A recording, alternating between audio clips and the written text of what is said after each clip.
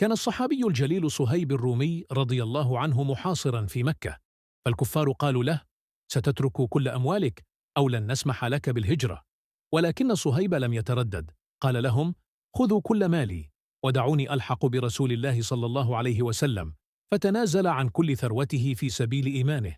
وهنا نزلت الآية الكريمة: ومن الناس من يشري نفسه ابتغاء مرضات الله، لقد باع نفسه لله ففاز بأعظم الأرباح. وعندما وصل إلى المدينة استقبله النبي وهو يردد: ربح البيع يا صهيب، لقد ربحت الصفقة الأروع. الختام: إنها قصة تذكرنا أن الجنة أغلى من كل مال الدنيا. ومن الناس من يشري نفسه ابتغاء مرضات الله، والله رؤوف بالعباد.